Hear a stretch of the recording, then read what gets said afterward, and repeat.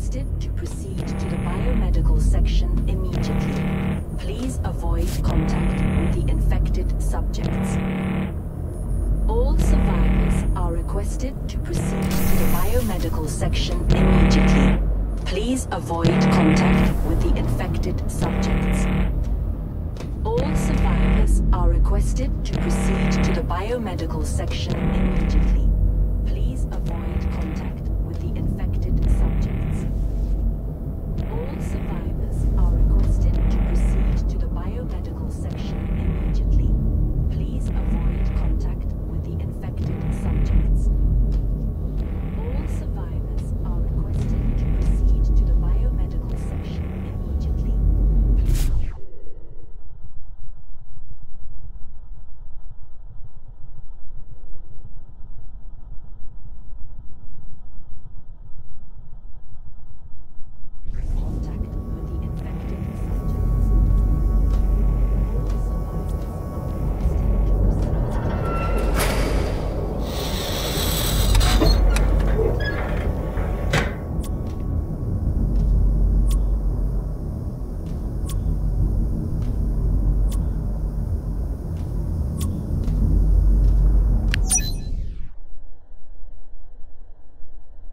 Purity 02 on course, set to arrive on schedule. We'll soon pass the target star.